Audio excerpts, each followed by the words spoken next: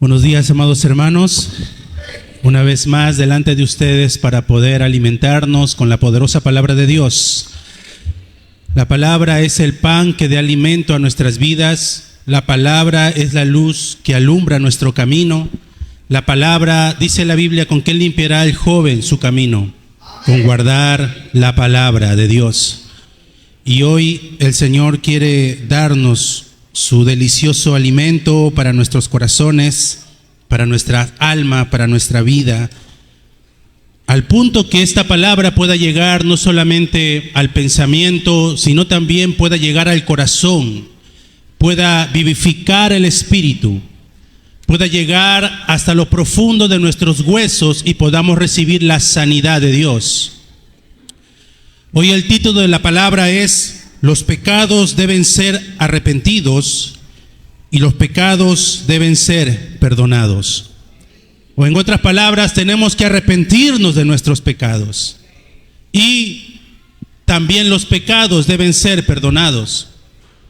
El arrepentimiento y el perdón son dos herramientas o dos pilares importantes dentro del Evangelio, porque Jesús enseñó a perdonar. Y Jesús también guió a sus discípulos. Por eso vemos en la Biblia que muchos de ellos se arrepintieron cuando le fallaron al Señor y volvieron a Él. Pero Jesús también enseñó que aquel que le falló, aquel que cometió el error contra Jesús, Jesús enseñó y lo perdonó de todo corazón. No podemos no podemos decir que sinceramente hemos perdonado a alguien si cada vez que esta persona comete un error o se equivoca, sacamos lo que cometió en el pasado y lo golpeamos contra la cara para matarlo en el espíritu, para herirlo. Eso no es un verdadero perdón.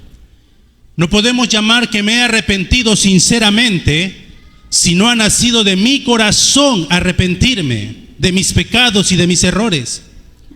Si nosotros vemos a una persona que ha cometido un delito, que ha infringido la ley, debe ser juzgado, ¿verdad? Y va ante las autoridades, pero por ley le designan que tenga un abogado. Esta persona que cometió el delito, teniendo su abogado va a buscar las herramientas legales y las maneras y las formas que esta persona no vaya a prisión. Y logra su abogado este objetivo.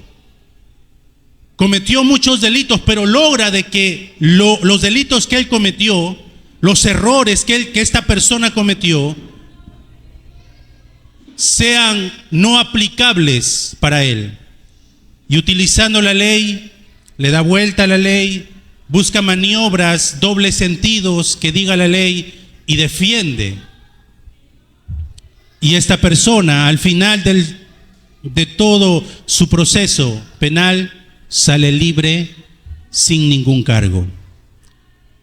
Podemos decir que esta persona que cometió el delito se arrepintió de corazón. El arrepentimiento verdaderamente nace en el corazón y entiendes que delante de Dios recibes de Dios la fuerza y el poder para no volver a cometer aquello que cometiste. Eso es un verdadero arrepentimiento. Y hoy la palabra de Dios nos enseña a través de la iglesia en Corinto que había entrado el pecado tan grandemente que el apóstol Pablo dice: ni siquiera vamos a comparar, ni siquiera somos capaces de mencionar lo que en la iglesia se está cometiendo, aquello que ni siquiera los no creyentes cometen. Aquello que ni los no creyentes cometen o viven de esta manera, se está viviendo dentro de la iglesia, dice el apóstol Pablo. Al punto que ya no había respeto, ya no había orden. El uno se metía con la mujer y al punto de tomar a la mujer, el padre a la mujer de su hijo, el hijo a la mujer de su padre. Había una deliberación de pecado que ya no había límites, no había respeto, ni mucho menos había ya temor de Dios. Ya no había el Señor como en el principio en la iglesia en Corinto, y esto se había convertido por así de alguna manera llamarlo, un Sodoma y Gomorra. Pero el apóstol Pablo empieza a hablar en esta carta que escribe a los Corintios, porque él no estaba presente y le manda una carta. Le habla acerca del arrepentimiento y también le habla acerca del perdón. Aquellos que han cometido pecado tienen que arrepentirse de todo corazón. Y aquellos que han quedado como víctimas o aquellos que han sufrido las consecuencias del pecado del otro tienen que aprender a perdonar también. Porque el arrepentimiento y el perdón va a traer nuevas respuestas. Dios va a levantar obra cuando hay estas dos cosas verdaderamente de corazón. Pero no lo podemos hacer con nuestra fuerza. No es un arrepentimiento con nuestra fuerza o un perdón con nuestro humanismo. Es un poder que viene del cielo y que viene con la palabra de Dios. Por eso la palabra es la fuerza y el poder que necesitamos. Hay poder en Cristo y hay poder también en la palabra. Estas dos cosas solo se pueden lograr si venimos ante Dios de corazón arrepentidos y recibimos de Él el poder para arrepentirnos y para poder perdonar. El apóstol Pablo estaba preocupado y estaba interesado en querer ayudar a la iglesia en los Corintios. El arrepentimiento debe darse con un corazón sincero, con un corazón entregado ante Dios, con un corazón que entiende que no es correcto, ya no es viable, no es posible seguir andando por esos caminos. Somos hijos de Dios, hemos recibido el Evangelio, tenemos identidad y seguridad, pero como dice el apóstol Pablo, no para enredarnos con el mundo y no para vivir como el mundo vive, sino para que el reino de Dios se establezca en el mundo. El poder, la autoridad, la identidad, la seguridad que nosotros poseemos a través del Evangelio es para conquistar el mundo con el poder del pacto de Cristo Jesús. El Señor nos ha dado esto para que vivamos felices.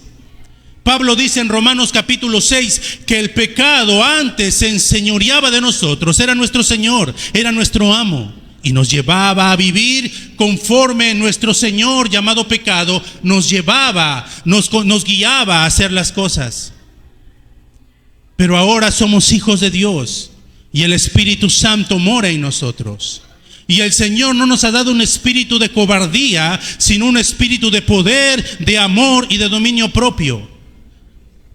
No estamos hablando de que que somos perfectos, porque seguro algunos dirán, seguro el pastor Javier no peca y se siente perfecto hablando de arriba. Todos somos pecadores.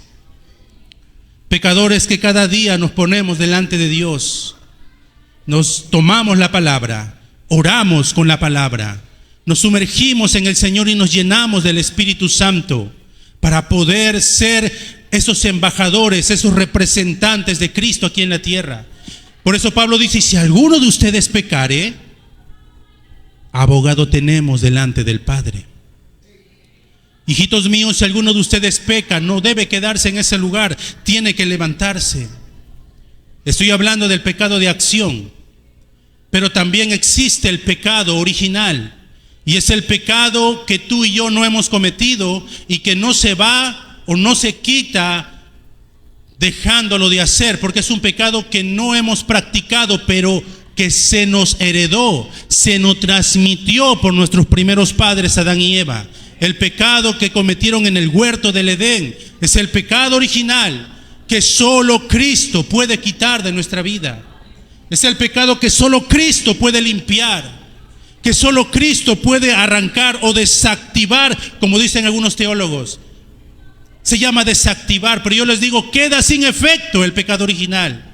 Y la sentencia de Génesis 3, del 16 al 19. El Señor quita de nuestra vida esta condenación y esta maldición. Las personas que no han podido ser libres del pecado original están atrapados por el pecado de acción y no tienen la fuerza ni el poder para librarse del pecado diario que cometen. Y esto los está llevando a experimentar 6 estados que han traído sufrimiento y dolor a su vida. 6 estados que están haciéndolo vivir de una manera infeliz. 6 estados que muchas iglesias y muchos creyentes dicen: es mi sufrimiento, es mi cruz que debo cargar. Estar esclavo de Satanás, ser hijo del diablo, no es una cruz que debemos cargar. Para esto vino Cristo, para deshacer todas las obras del diablo. Primera de Juan, capítulo 3, versículo 8. Y Cristo ha quitado de nuestra vida el poder que Satanás ejercía con sus corrientes de este mundo, levantando problemas espirituales de hechicería, idolatría y adivinación. Y hemos entendido que solo en Cristo está la respuesta. Solo en Cristo está la única salvación. Por eso el Señor, que entiende esto, nos ve a nosotros con ojos de compasión. Él ha perdonado miles y millones de nuestros pecados. Y nos ve con ojos de compasión, con ojos de amor. Y Él dice: el que a mí viene, yo no le echo fuera. Él ha perdonado todos nuestros pecados y ha venido a solucionar todo problema mental que se haya enraizado en nuestra vida. Problemas de personalidad. En la iglesia vivimos de una manera y cuando salimos de aquí en la casa nos transformamos completamente. Y cuando vamos al trabajo, a la escuela, somos otra tercera persona. Problemas de personalidad. Problema mental. El Señor ha venido a quitar estos problemas mentales y a traer paz a tu corazón. Él ha venido a quitar de nuestras vidas toda enfermedad, todo dolor. Él ha venido a llevar, dice que en la cruz ha cargado todos nuestros pecados y que por sus llagas nosotros hemos sido curados. Nuestro Señor ha venido a librarnos del destino y de la maldición. La sangre de Jesucristo cambió nuestro destino. La sangre de Cristo cambió nuestro mañana, nuestro futuro, aquello que viene. Cristo con su sangre lo ha cambiado. Miramos nosotros al pueblo de Israel en Egipto. Su destino era experimentar la destrucción cuando iba a venir el ángel de la muerte a Egipto. Todo primogénito de hombre y todo primogénito de animal tenía que morir. No había manera de escapar de este futuro. Este futuro ya estaba establecido. Pero solo fueron libres cuando la sangre del Cordero la colocaron en sus casas, que su destino cambió, que su futuro fue resuelto. Y es el futuro que el Señor ha prometido a los que le aman y a los que creen en Él. De esto es lo que el Señor está hablando. Nos ha perdonado, ha solucionado nuestro pasado, nuestro presente y nuestro futuro. Y el Señor también nos da la esperanza y la seguridad que nuestra siguiente generación, que nuestros hijos, nuestra descendencia está libre de este problema espiritual. Él ha librado toda nuestra generación, lo ha salvado por completo. Por eso el Señor dice: cree en el Señor Jesús, le dice Pablo, y serás salvo tú y tu casa. Está hablando de la salvación de la siguiente generación. Aferrarnos a Cristo trae mucha bendición. Creer en Cristo y traerlo a tu vida y aceptarlo como tu Señor y Salvador trae muchas respuestas. Trae mucha paz, mucha esperanza, mucho consuelo. Es el consuelo y la paz que el mundo jamás podrá darte. Y es el Cristo a quien nosotros cantamos, adoramos, exaltamos, creemos firmemente y recibimos estas respuestas. Ustedes son hijos de Dios y a ustedes Dios los llamó. Marcos capítulo 3, del 13 al 15, Él llamó a los que Él quiso. Te llamó a ti. Pero dirán ahora: pastor, ya con esta introducción ya me mató. Con esta introducción me doy cuenta que soy pecador y ya no debo venir a la iglesia. Aún tú y yo, con todas nuestras debilidades, Él te quiere aquí.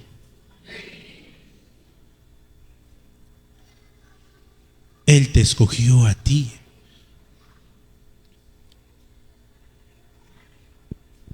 todo así como somos.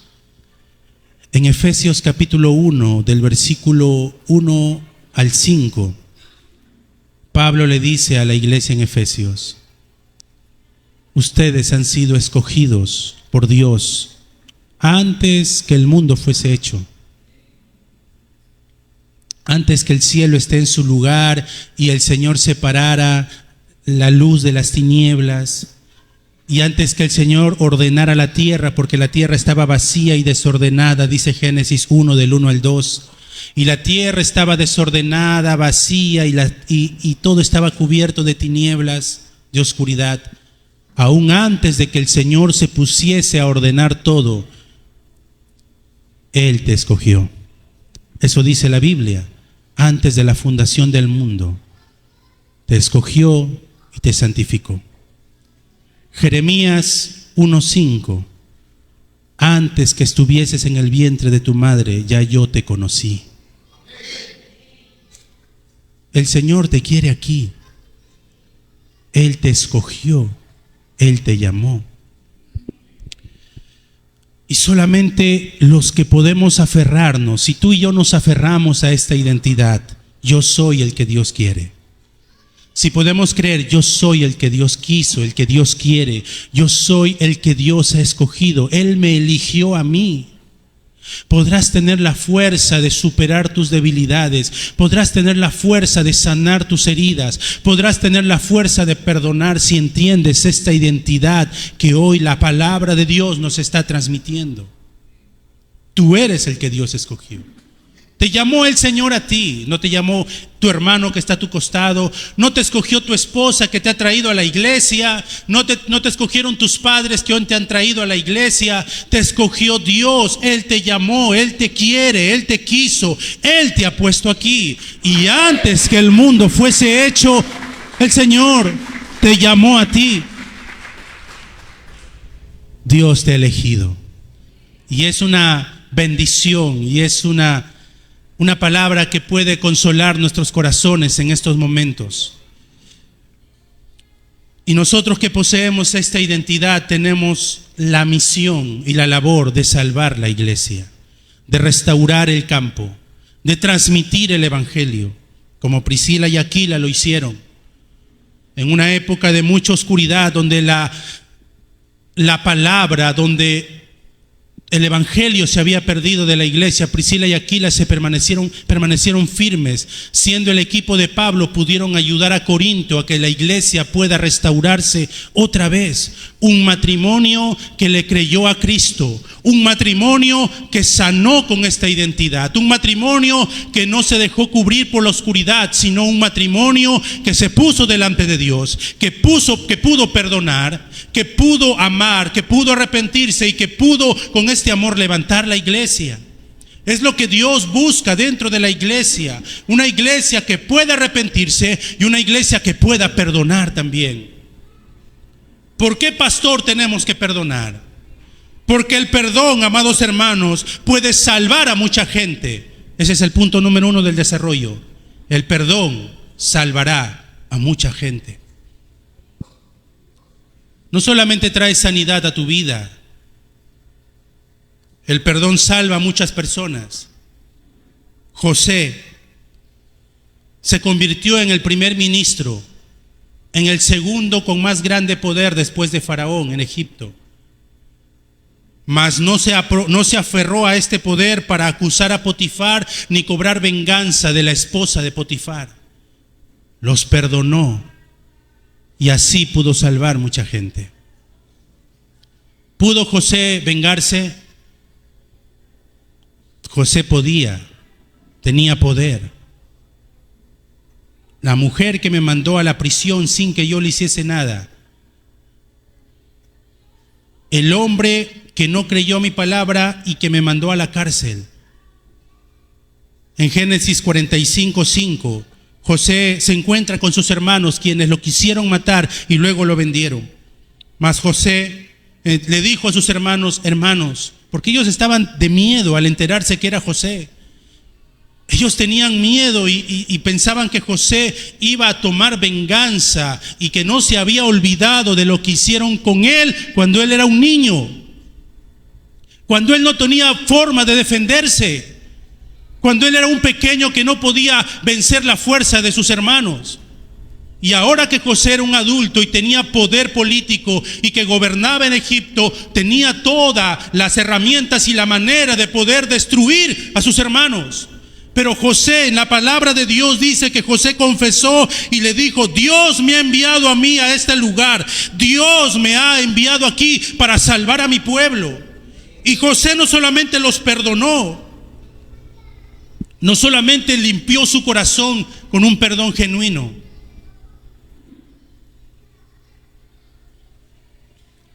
José le dijo a sus hermanos: yo me haré cargo también de vuestros hijos. En Génesis capítulo 50, del 19 al 21, vemos cómo Dios pagó con bien a José el mal que todos sus hermanos querían darle a José. Todo el mal que sus hermanos buscaban darle a José. Todo el mal que sus hermanos buscaban hacer con José. Fue Dios quien lo hizo. Dios transformó ese mal por cosas buenas en la vida de José.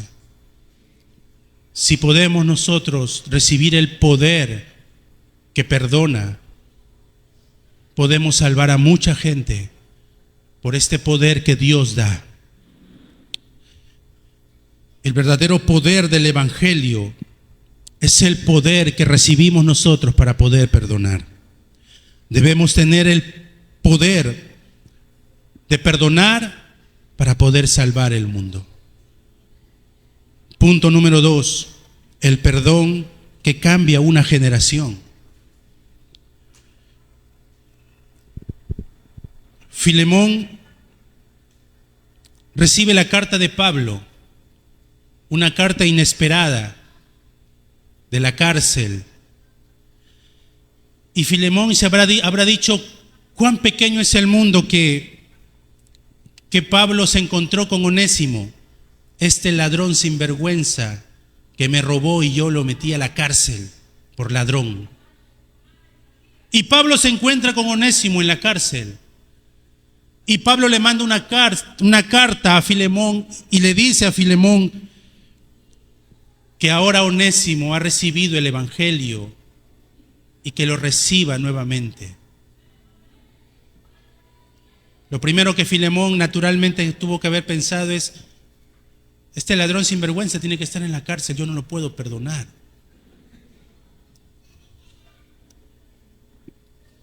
Pero verdaderamente el poder del Evangelio es el poder para perdonar.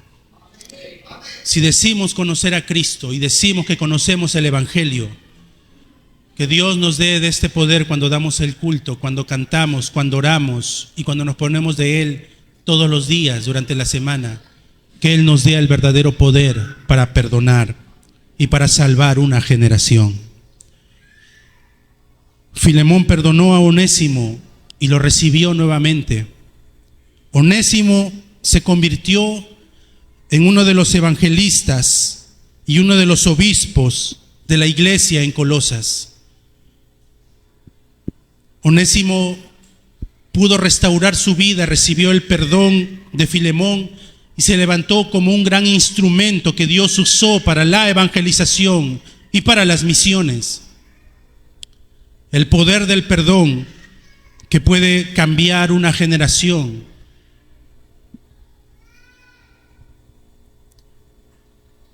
Punto número 3, el poder del perdón que salva una era. Moisés pastoreó una de las iglesias más grandes, trasladó a muchos por el desierto, el pueblo de Israel que salió de Egipto. Era un pueblo muy grande, muy grande. Y continuamente este pastor, este líder, Moisés, tuvo que aguantar las quejas del pueblo, las mentiras, las calumnias, las divisiones que se levantaban dentro de la iglesia, dentro del pueblo. ¿Cuántas veces Moisés habrá querido soltarlo todo? Pero la Biblia dice que Moisés oró, perdonó y dirigió al pueblo.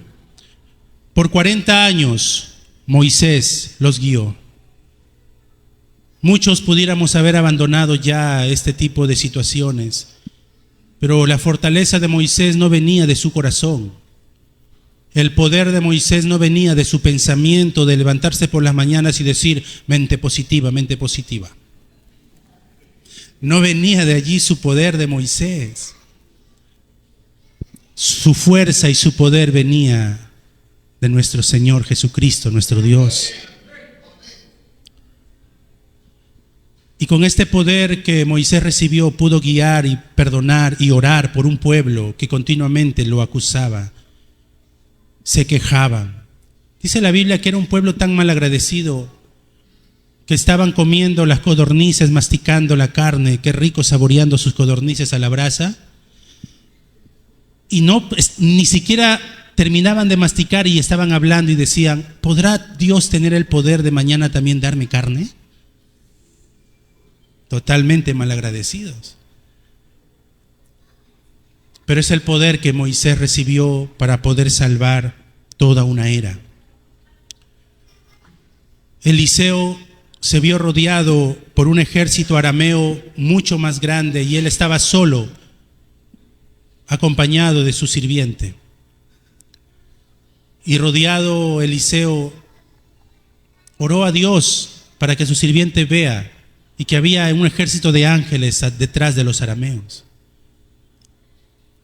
Eliseo no tuvo temor, pero lo grande de aquí fue que Eliseo, cuando salió, ya Dios había cegado la vista de sus enemigos y conversaron con Eliseo.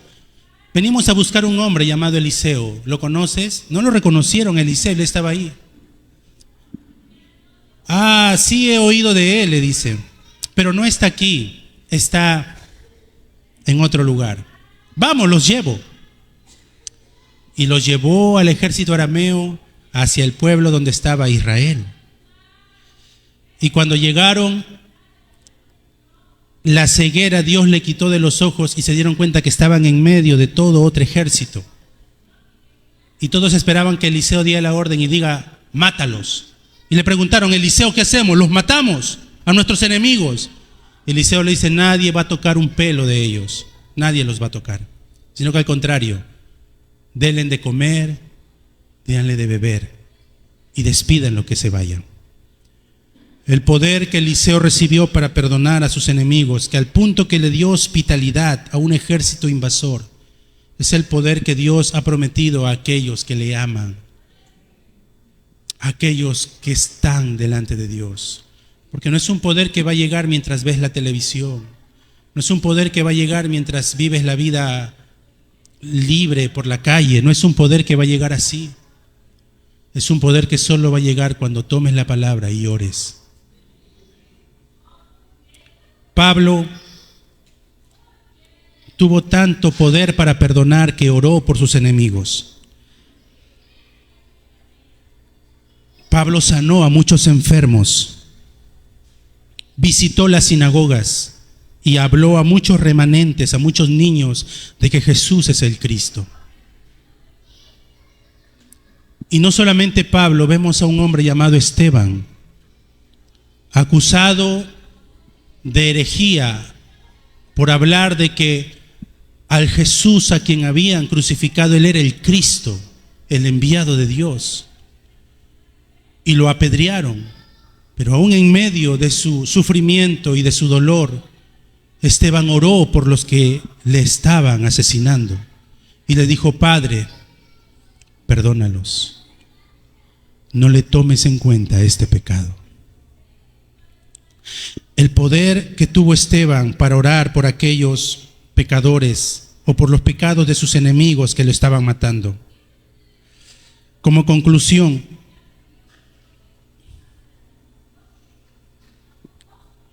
Dios va a hacer la evangelización a través de uno o de un grupo o de todo el pueblo que se llena de su poder. y que este poder del Evangelio le da la fuerza para arrepentirse y la fuerza para perdonar. Entonces Dios va a hacer la obra y va a hacer la evangelización a través de nosotros.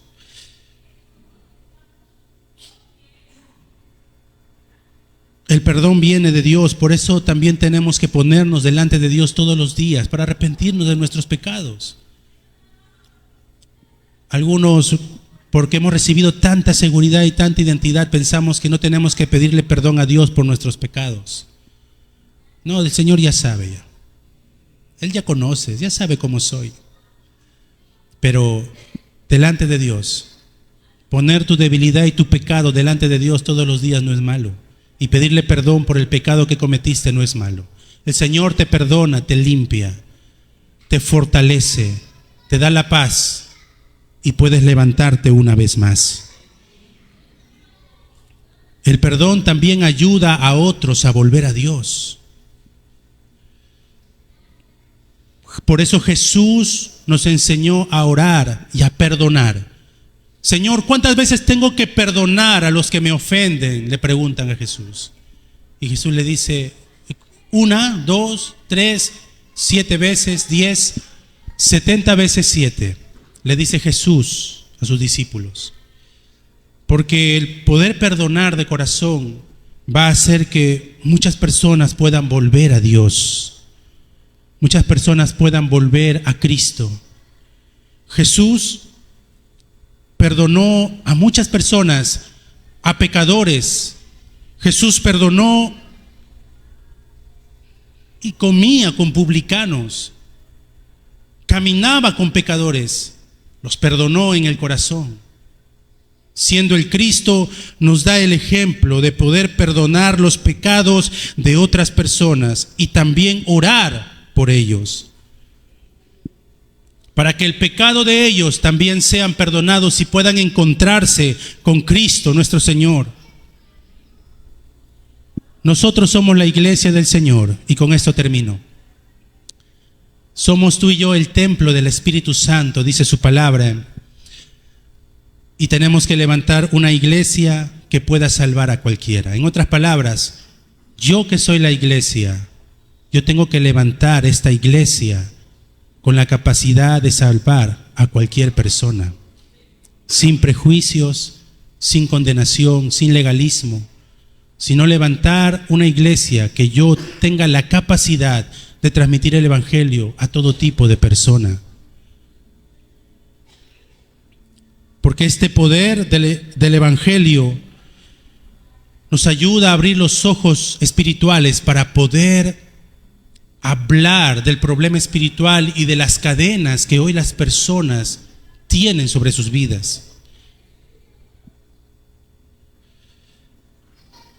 Ayudando a que todos puedan presentarse ante Dios sin legalismo, sin juzgar a los demás. Levantemos una iglesia que sea capaz de salvar a cualquier persona. Porque así como Dios nos perdonó, así como el Señor perdonó tus pecados y sigue perdonando tus pecados y mis pecados, y así como el Señor sigue teniendo amor y paciencia por ti y por mí, Él también quiere que perdones las ofensas y los pecados de tu prójimo. ¿Cómo puedes decir que el Señor te perdone si tú no perdonas a tu hermano? Y es lo que el Señor hoy nos da a través de su palabra. Yo le oraba a Dios y le decía, Señor, obviamente que este mensaje, esta palabra va desde lo más profundo, desde lo personal, cada uno de nosotros, a poder entender que necesitamos de este poder para amarnos y perdonarnos y arrepentirnos de todos nuestros pecados. Antes de presentar tu ofrenda ante Dios, ve y reconcíliate con tu hermano, perdónate con tu hermano. Y luego de haberte reconciliado con tu hermano y haberse perdonado ambos, ve y presenta nuevamente tu ofrenda al Señor. Hay una parte que tenemos que restaurar, y sí, nosotros hemos restaurado muy bien nuestra comunión con Dios. Hemos restaurado muy bien esa comunión. El Evangelio nos ha ayudado a tener buena relación, buena comunión con nuestro Padre. Nos ha dado identidad y seguridad. Nos comunicamos muy bien con Él, 24 horas, ¿no? Lo comunicamos muy bien.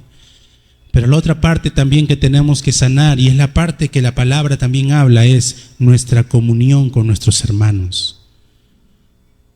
El que está a mi lado, el que está delante, detrás de mí, todos, como un solo pueblo, recibir el poder de Dios para perdonarnos y ser la iglesia que es capaz de salvar a cualquier persona. Amén. Vamos a orar a Dios, la palabra que Él nos ha dado esta mañana.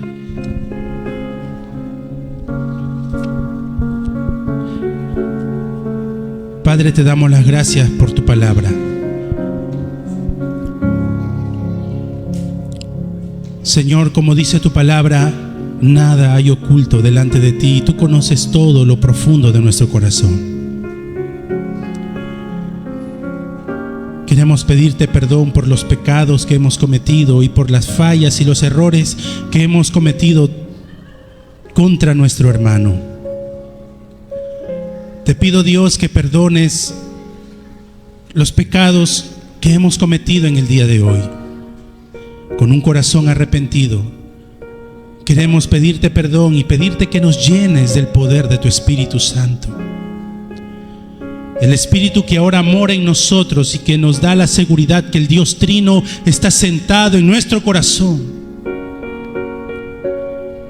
Padre, danos de este poder del Evangelio, de este poder de tu Espíritu, para poder perdonar a los hermanos y a nuestras familias que nos han ofendido. Ayúdanos con este poder del Evangelio a levantar una iglesia que es capaz de salvar a cualquier persona. El poder que recibió Esteban para perdonar a aquellos que lo estaban asesinando. El poder de Eliseo de orar y perdonar por aquellos que querían matarlo. El poder de perdonar, sea cual sea, Dios, el error, danos de tu poder. Sana nuestro corazón, sana nuestro pensamiento, sana nuestra mente, espíritu y cuerpo. Que seamos una iglesia saludable, una iglesia que salva a cualquier persona, una iglesia que con su perdón salva una generación, salva una era, salva una descendencia. Que con este poder del perdón podamos salvar al mundo. Te damos las gracias, Padre, y que esta palabra sea nuestros títulos de oración durante toda esta semana y podamos levantarnos como testigos del Evangelio, como testigos del poder de Dios, primero en nuestras vidas y luego salvando nuestras familias, nuestros campos y salvando el mundo, Señor, hasta las 237 naciones. Gracias, Padre, por estar con nosotros y darnos de tu amor y de tu perdón todos los días de nuestra vida. Y en el poderoso nombre de Jesucristo oramos, Señor. Amén. Amén.